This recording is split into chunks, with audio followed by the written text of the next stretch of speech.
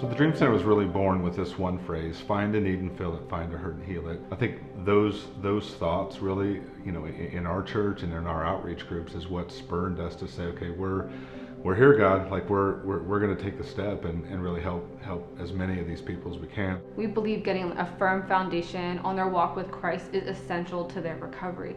At the end of the day, when life hits, when storms hit, when depression hits, they need to have something that can anchor them that is consistent. And so we push for them to focus on that. Time gets to stop while you're here. You don't have to do anything. You don't have to focus on paying bills. You can just stop. So focus on your relationship with Christ. And the second thing that we are really, really big proponents about is working through trauma, finding different ways to cope. The things that trigger you, the way that your body responds when you hear certain things or you smell certain things is super essential to being able to overcome that addiction, overcome that urge. So the people in our life recovery program, they're coming to us out of the jail and prison system. The other half are coming off the streets, out of homelessness. A few of them didn't experience any of that, never experienced jail, never experienced homelessness, but just found themselves in a spot to where they're like, I've got to change. Something has to change in my life.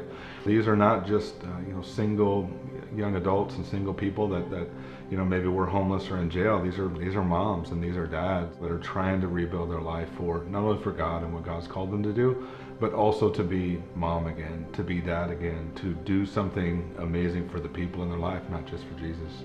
A typical day for the men and women in the program is an early start. The first part of it is a prayer time. It goes right into chores for the day. The next part of it is praise and worship.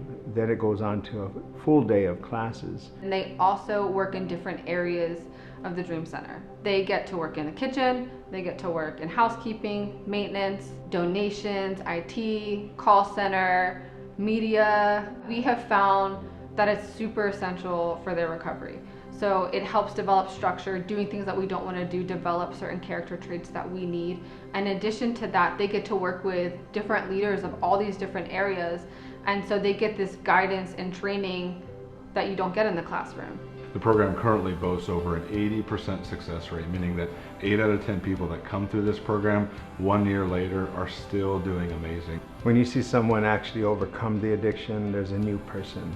They come in maybe angry, sad, you can call it all kinds of different things, but then all of a sudden they have a smile on their face.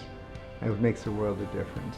You can see that the hurt and the homelessness and the addiction is just being stripped away because they're a different person. I love to see people come back and say, guess what? I talked to my mom after 10 years. I talked to my dad after 5 years. I've seen my children for the first time since he's been born. Those type of things are the things that we remember, and that's what we do this for.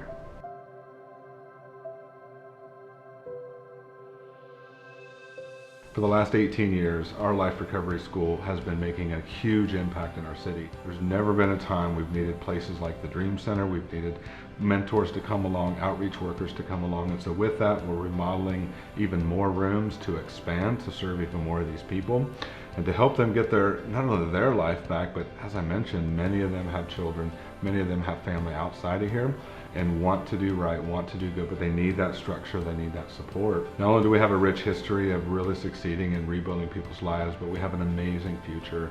And it's an amazing future because we have supporters. We have people who come and walk alongside us, walk alongside these people when very often nobody else will or nobody else can.